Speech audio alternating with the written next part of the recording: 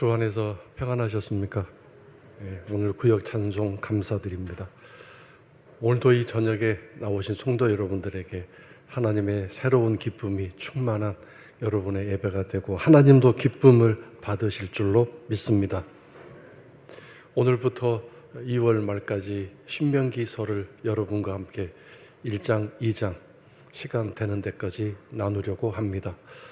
신명기는 오늘 우리들에게 다시 한번 오늘 하나님을 믿는 일이 무엇인가, 하나님은 또 어떠한 분인가를 새롭게 알아야 할 필요성을 우리들에게 가르쳐 주고 있고, 특별히 한 해가 시작된 이 즈음에 우리들에게 신앙을 다시 한번 새롭게 해야 되겠다는 그런 각오를 주는 말씀이고, 또 힘들고 어려운 새해의 여러 가지 힘든 상황들 속에서 믿음을 어떻게 지켜나가야 할 것인가를 우리들에게 가르쳐주는 귀한 말씀입니다.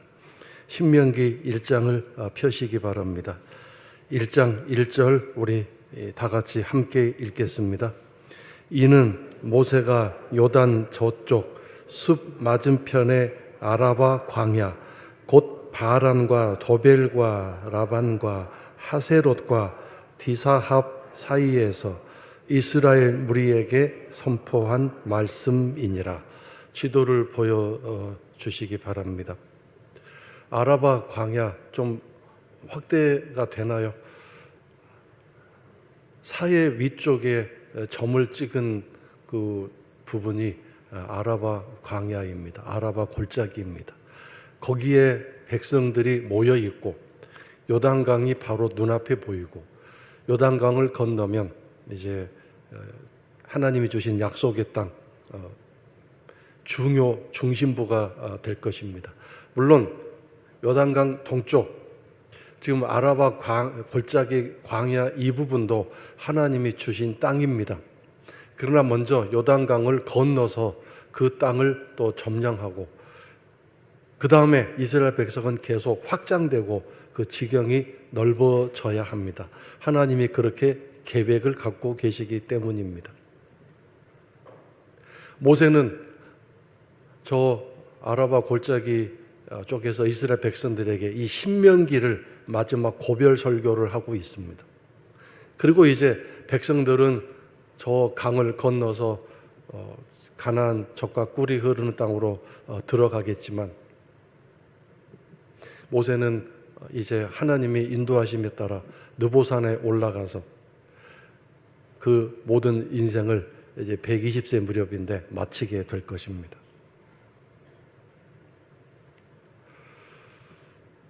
모세가 이스라엘 백성들에게 하는 이야기는 오늘 우리들의 신앙생활에 어떠한 교훈을 주는지 이제 이 말씀을 통해서 나누려고 하는데,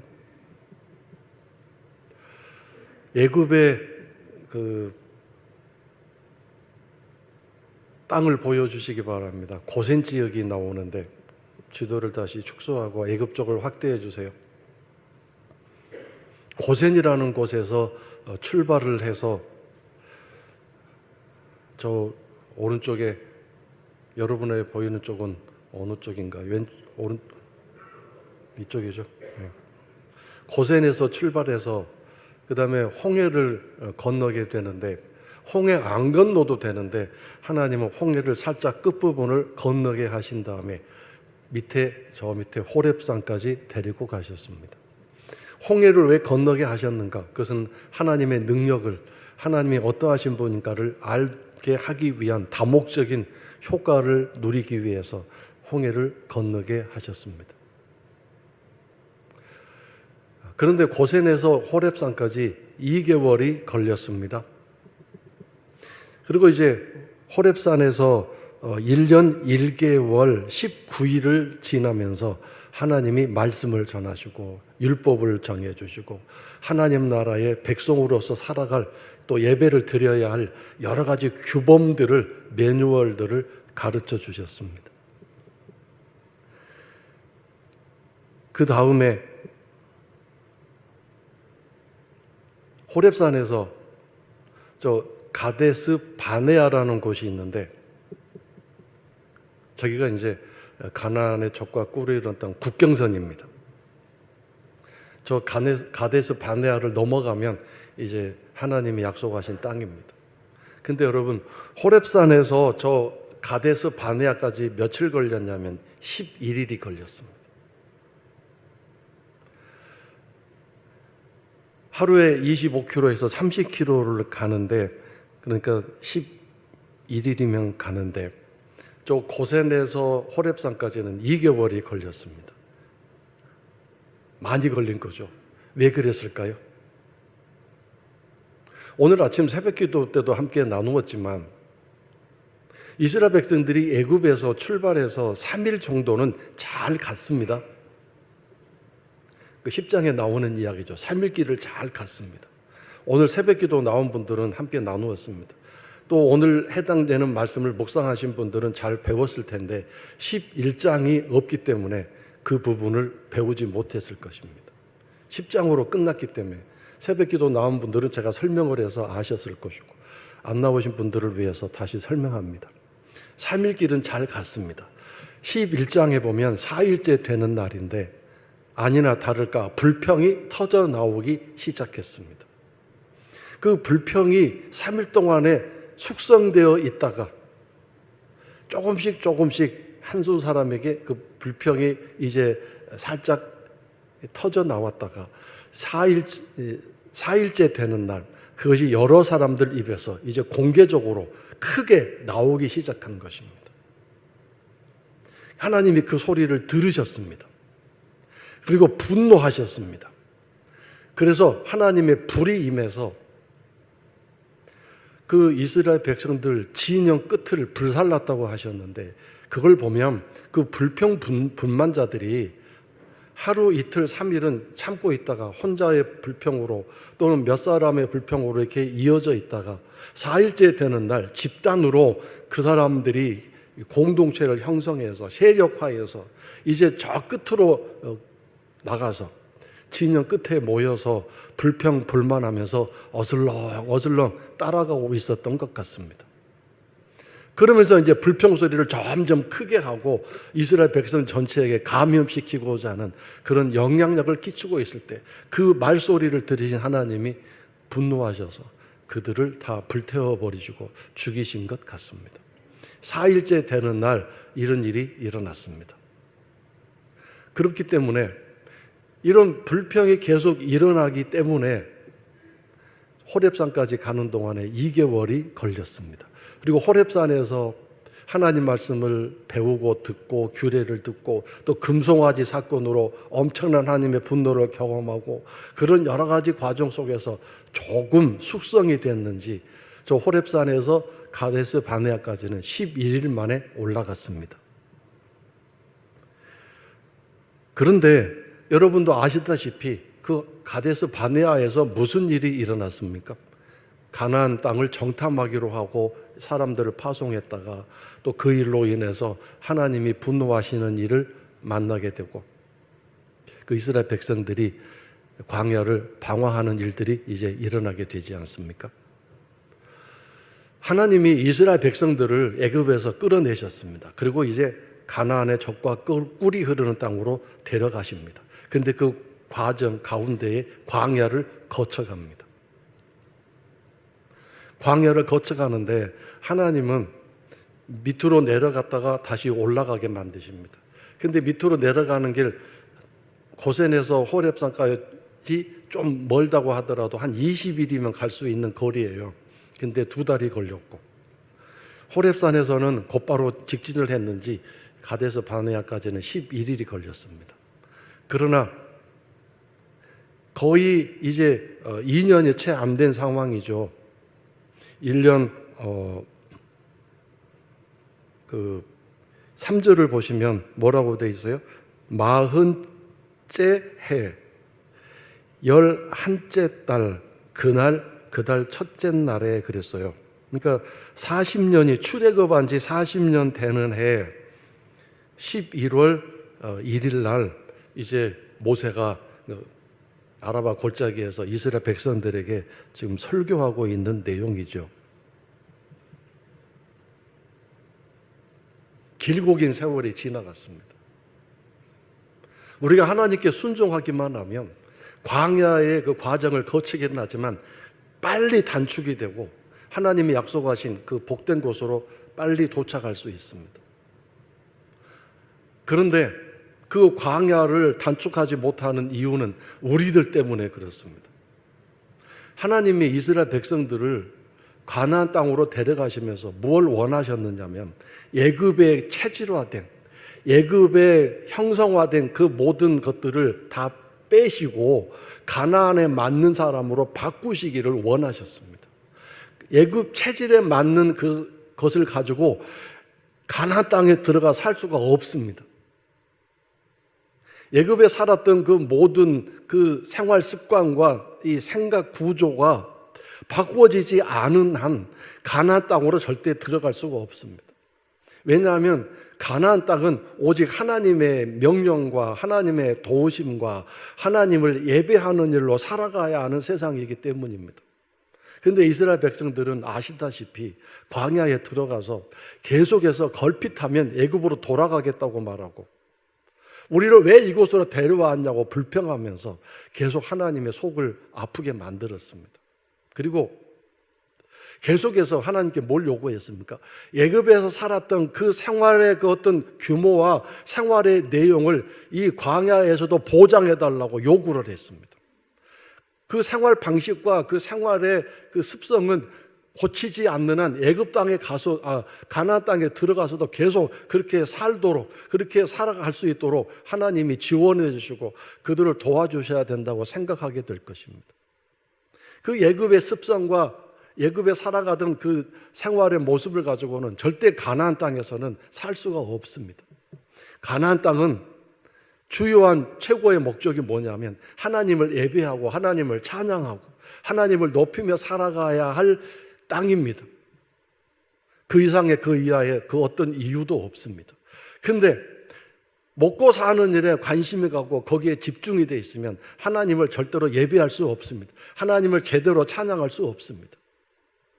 먹고 마시고 살아가는 문제는 하나님께 전적으로 맡기고 어떻게 하면 하나님을 더 찬양하고 하나님을 예배하며 살 것인가 여기에 골몰하며 살아야 됩니다. 그러면 하나님이 하늘에서 비를 내시고 땅을 비옥하게 만드시고 곡식을 잘 열매 맺게 만드셔서 풍성하게 만드셔서 먹고 사는 일 책임져 주시는 땅이 적과 꿀이 흐르는 가나안 땅입니다.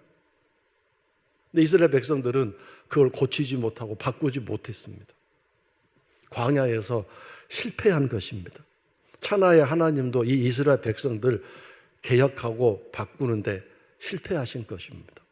이걸 보면 오늘 우리들이 하나님이 아무리 능력이 많고 권능이 많으실지라도 내가 하나님의 그 손 안에서 하나님의 원하시는 모습으로 바꾸어져야 되는데 내가 거부하고 내가 그렇게 바꾸어져야 되겠다는 소망을 갖지 않으면 하나님도 어찌할 수 없다는 것을 알게 됩니다.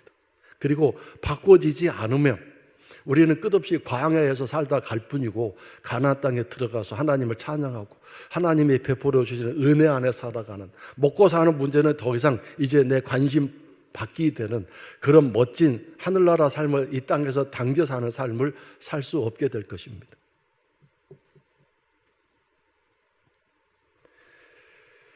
이 절에 보시면 제가 읽겠습니다. 호렙산에서 세일산을 지나 가데스 바네아까지 10하루 길이었더라 그러지 않습니까? 10하루 길이었습니다. 그런데 3절 40째 해 40년 국경선까지 곧바로 올라갔는데 40년이 지나서 11월 그달 1일 날 갑자기 시간이 엄청나게 흘러갔죠. 갭이 생겼죠. 그동안에 뭘 한 겁니까? 이스라엘 백성들이 광야에서 방황하게 된 것입니다.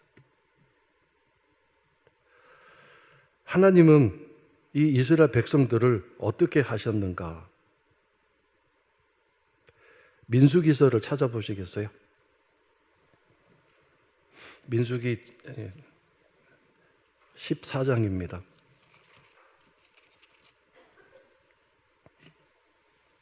14장 25절부터 35절까지 우리가 읽어야 될 것 같습니다.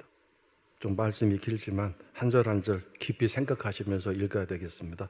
자, 이 한 절씩 교독하겠습니다. 제가 먼저 읽겠습니다. 민수기 14장 25절. 아말렉인과 가나안인이 골짜기에 거주하나니 너희는 내일 돌이켜 홍해 길을 따라 광야로 들어갈지니라. 나를 원망하는 이 악한 회중에게 내가 어느 때까지 참으랴. 이스라엘 자손이 나를 향하여 원망하는 바 그 원망하는 말을 내가 들었노라.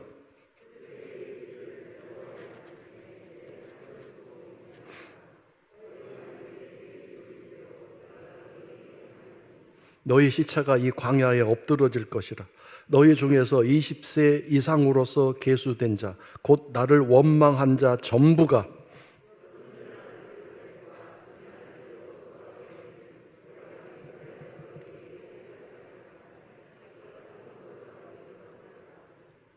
너희가 사로잡히겠다고 말하던 너희의 유아들은 내가 인도하여 드리리니 그들은 너희가 싫어하던 땅을 보려니와 너희의 자녀들은 너희 반역한 죄를 지고 너희의 시체가 광야에서 소멸되기까지 40년을 광야에서 방황하는 자가 되리라.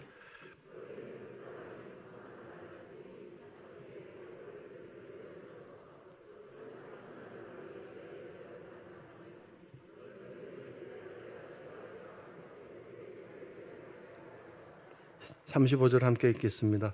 여호와가 말하였거니와 모여 나를 거역하는 이 악한 온 회중에게 내가 반드시 이같이 행하리니 그들이 이 광야에서 소멸되어 거기서 죽으리라. 35절. 모여서 나를 거역하는, 모여서 작당하는, 모여서 서로 악한 말을 서로 나누는 이 악한 온 회중은 내가 반드시 이 광야에서 소멸되게 만들 것이다. 방황이라는 단어가 33절에 나오고 소멸이라는 단어가 33절에도 나오는데 소멸될 것이다. 소멸이란 먼지와 같이 사라진다, 그 뜻입니다. 하나님이 그 이스라엘 백성들을 데리고 나오셨는데 계속해서 하나님을 불평하지 않았습니까? 그래서 더 이상 참지 못하겠다고 말씀하시고 그 가데스 바네아에서 그들을 돌이켜 밑으로 내려가라고 말씀하셨습니다. 자, 지도를 다시 한번 보여주시겠어요? 그래서 가데스 바네아에서 다시 방향을 돌이켜 밑으로 내려가서 그 광야에서 38년 이상을 그 광야에서 정확하게 말하면 38년 10개월 동안 그 광야에서 방황하면서 소멸되는 그 날을 하나님이 기다리셨고 그들이 다 소멸되어서 죽어 없어진 날 그들을 이제 이끌고 그 가나안 땅으로 이제 행진을 하시게 된 것입니다. 다시 오늘 신명기 1장으로 돌아가시면 지도가 빨리 안 나오네요. 한 번 쓰고 안 보이는 게 아니라 계속 쓸 텐데 자, 거기서 1장에서 19절을 보시면 자, 19절 다 같이 함께 읽겠습니다. 우리 하나님 여호와께서 우리에게 명령하신 대로 우리가 호렙산을 떠나 너희가 보았던 그 크고 두려운 광야를 지나 아모리 족속의 산지길로 가데스 바네아에 이른 때에 그러니까 저 가데스 바네아 밑에 바란 광야라는 단어가 나오죠.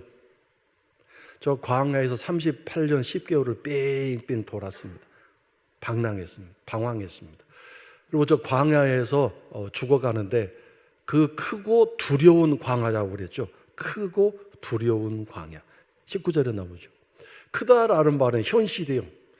그 광야가 얼마나 넓고 크겠습니까? 근데 그 큰 광야가 거기서 방황하는 이스라엘 백성들에게는 두려운 광야가 됐습니다. 두렵습니다.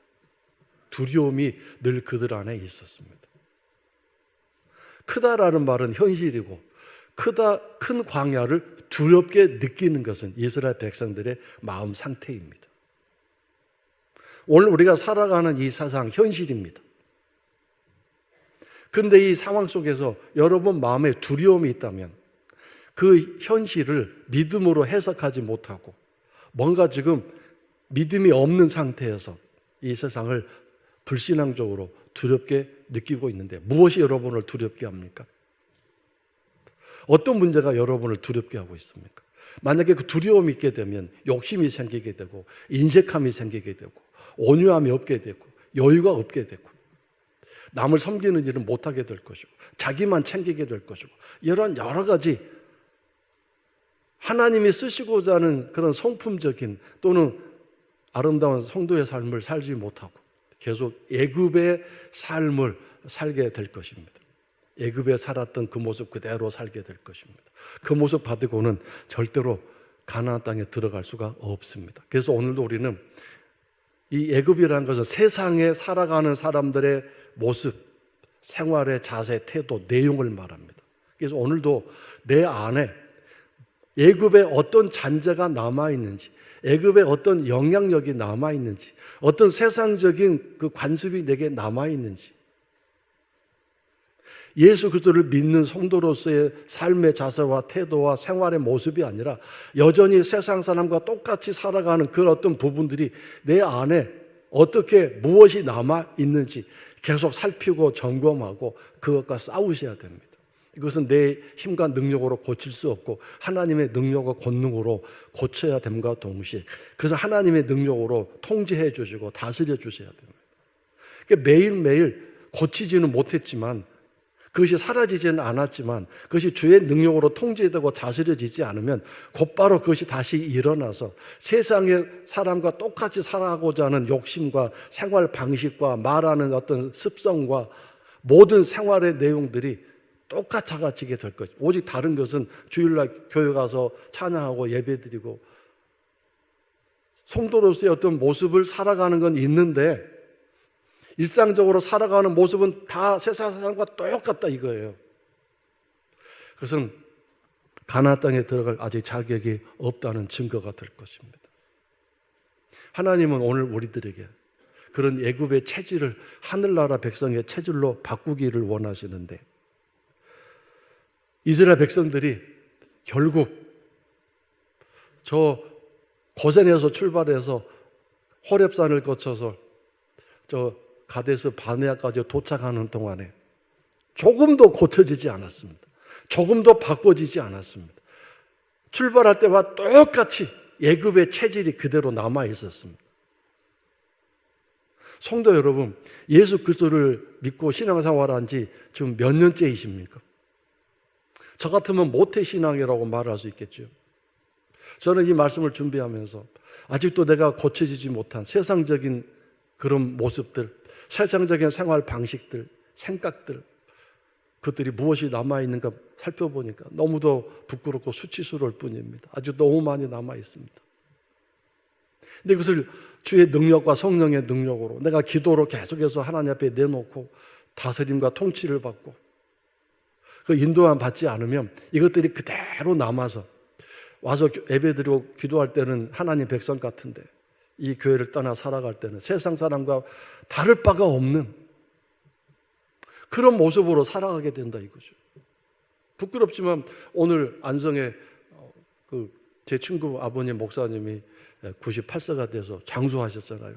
돌아가셨어요. 제 아버님과 동기신데. 그래서 이제 가는데 바로 이 열라리 쪽에서 제가 1차선으로 가고 있는데 2차선에 가고 있던 차가 앞에 큰 트럭이 천천히 가고 있어요.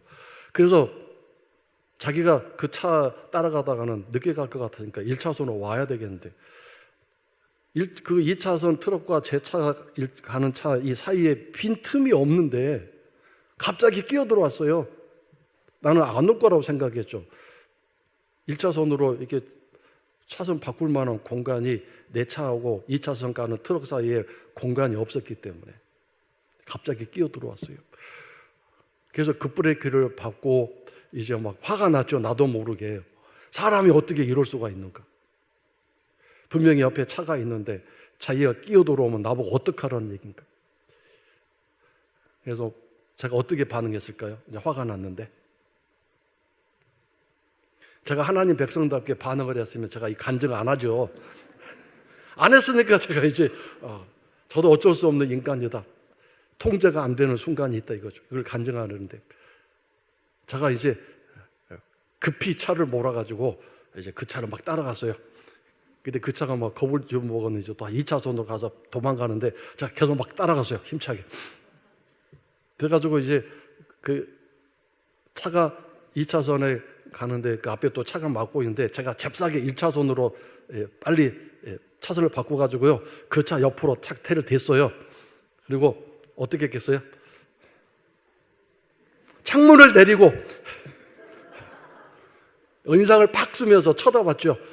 근데 뭐 그 차가 자기도 창문 내리고 왜 하면 이제 싸움이 붙었을 텐데 참 그것도 어리석은 일이죠.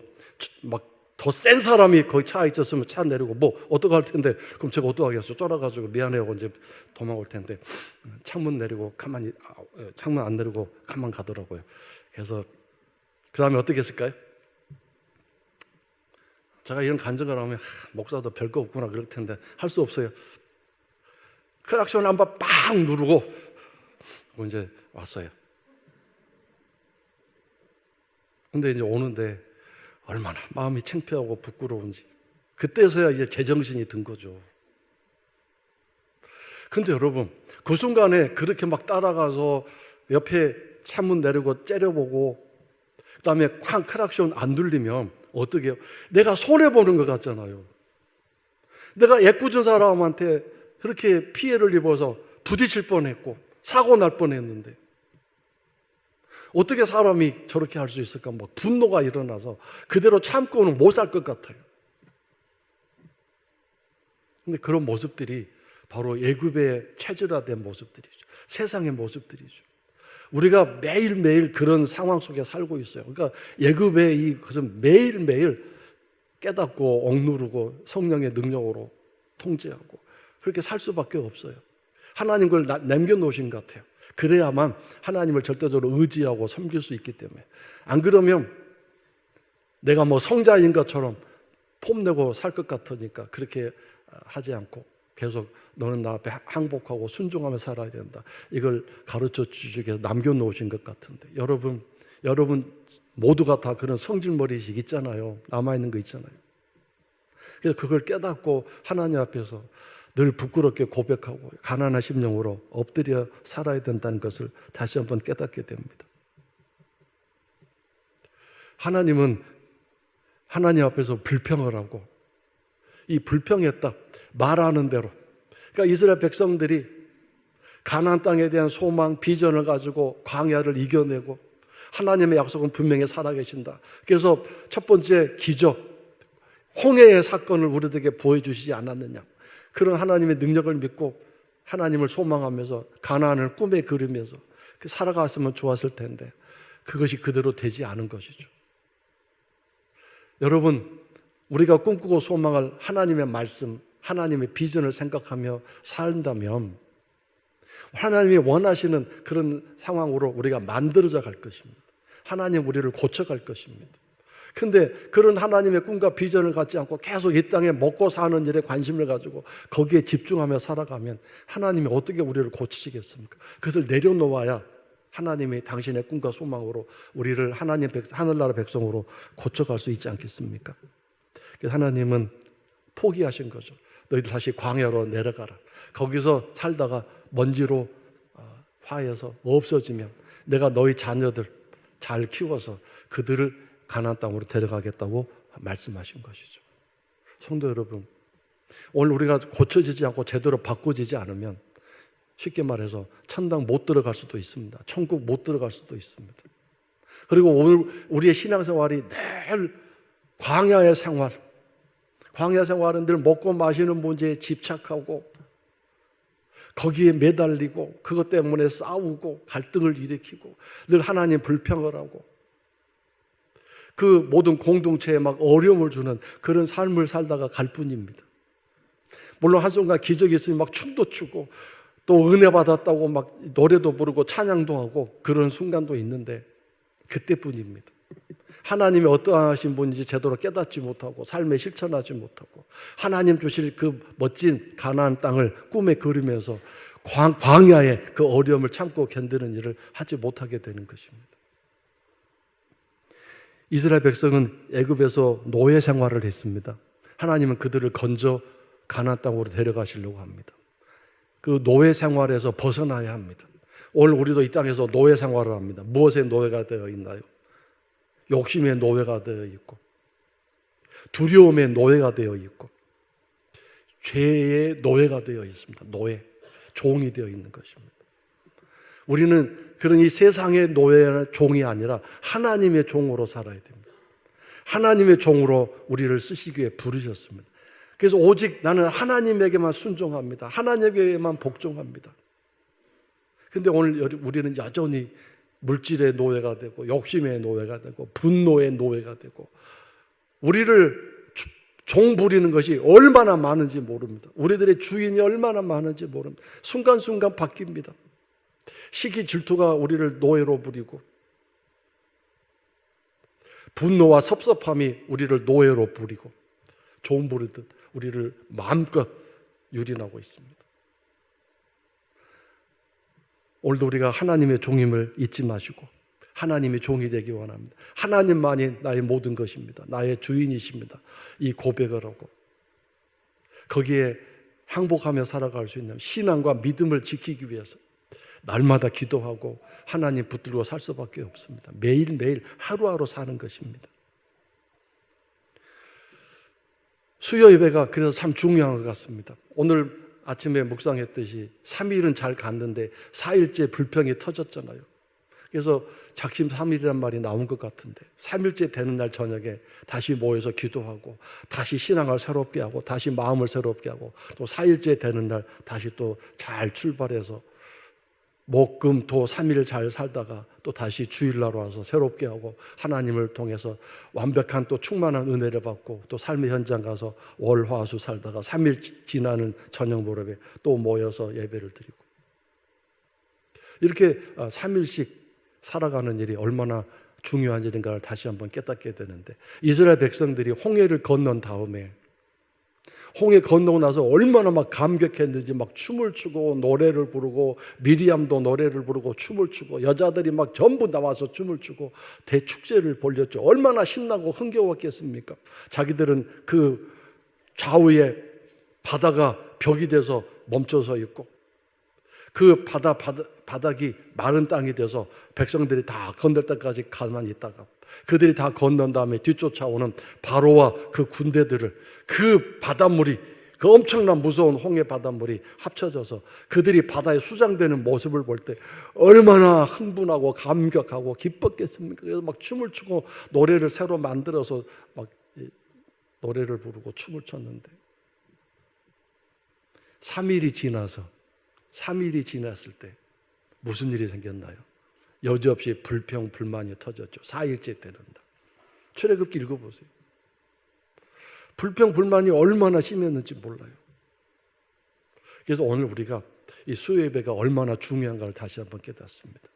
3일 동안에 살아오면서 또 폭발 직전인 세상의 여러 가지 것들이 다시 잠재워지고 다시 주의 성령의 능력에 붙들리고 하나님 감사합니다. 소망과 믿음을 회복하는 이 수요 예배가 그래서 참으로 중요한 것입니다. 또 새벽 기도에도 참 중요한 것 같습니다. 하루를 살아가는 힘과 능력을 공급받기 때문입니다. 하나님은 이 광야를 통해서 이스라엘 백성들을 두 가지를 목적을 삼으셨는데 한 가지는 이스라엘 백성들을 계속해서 시험하십니다. 수준이 어느 정도 됐는지. 근데 이스라엘 백성들은 출발했을 때나 가데스 바네아에서 하나님이 진노하셔서 그들을 다시는 내가 더 이상 가나안 땅으로 데려가지 않겠다고 선포하시는 그 순간까지 단 한 번도 그들의 신앙의 수준이 높아져 본 적이 없습니다. 그냥 출애굽할 때의 수준 그대로였습니다. 우리는 지금 찬송가도 많이 알고 뭐 대표기도도 할 줄 알고 여러 가지 신앙적으로 알만한 것도 알고 성경도 안다고 하지만 그것이 중요한 게 아니라 일상적인 삶에서 얼마나 하나님 백성답게 살고 하나님 백성답게 반응을 하고 물론 저같이 그런 부분이 남아서 순간적으로 그런 세상적인 반응을 했지만 그럼 저의 장점이 뭔가요? 곧바로 깨닫고 회개했잖아요. 아, 내가 참 부끄럽게 살았구나. 그렇게 하지 말아야 되는데. 또 이것이 또 제가 제 스스로를 칭찬해서 미안한데요. 그런 게 있잖아요. 그래서 우리가 그런 삶을 살아서 조금이라도 신앙의 수준이 좀 올라가고 신앙의 지경이 넓어져야 되지 않겠습니까? 그래서 우리가 저 하늘나라 갈수록, 하늘나라 갈 때가 다가올수록 신앙의 그 지경이 넓어지고 사랑의 열매들이 많이 맺혀진다면 우리가 저 하나님 나라 앞에 갔을 때 하나님의 칭찬과 상급을 받을 수 있지 않겠습니까? 하나님은 끝없이 여러분을 테스트하십니다. 그래서 여러분이 옛날과 얼마나 달라졌는지 그 시험의 결과를 스스로 결과 보고를 받으시고 달라질 수 있기를, 매일매일 달라질 수 있기를, 1년마다 더 달라질 수 있기를 주의 이름으로 축원합니다. 그 다음에 두 번째, 하나님은 그 애굽의 때, 애굽의 그 체질화된 것을 벗기기를 원하셨어요. 그것이 벗어져야 이제 새로운 사람이 되어서 그 가나안 땅으로 들어갈 수 있기 때문입니다. 물론 100% 벗겨지는 건 아니지만 가장 중요한 것은 가나안 땅에 대한 꿈과 비전, 그 가나안 땅에 대한 소망을 갖고 살아가는 일입니다. 그래서 더 이상 이제 어떤 어려운 일이 있어도 애굽으로 돌아가겠다, 애굽의 기준으로 하나님의 복을 얘기하는 그런 사람이 되지 않는 것이죠. 이것이 하나님이 원하시는 기준입니다. 오늘 여러분의 신앙의 기준은 어떻게 되어 있습니까? 얼마나 변화하셨습니까? 걸핏하면 먹고 사는 문제로 하나님 은혜가 있느니 없느니, 하나님 왜 이렇게 나를 힘들게 하시더니 또 거기에 인색함이 있고 거기에 매달리며 사십니까? 아니면 삶이 힘들고 어렵지만 그래도 하나님이 주실 소망과 하나님이 주실 그 꿈을 그리면서 오늘 현실을 이기고 견디고 살아가십니까? 수준이 좀 올라가야 되지 않겠습니까? 그리고 우리들의 신앙의 수준이 먹고 사는 것을 바라고 기대하는 그것으로 끝나는 것이 아니라, 그것도 물론 필요하겠지만 하나님 주실 아름다운 하나님 나라를 꿈꾸고 소망하면서 하나님 주실 그 복을 기대하면서 오늘도 힘들고 어렵지만 참고 견디는 믿음의 삶을 살아간다면 우리들의 신앙은 성숙된 것이고 성장된 것이죠. 여러분은 어떻습니까?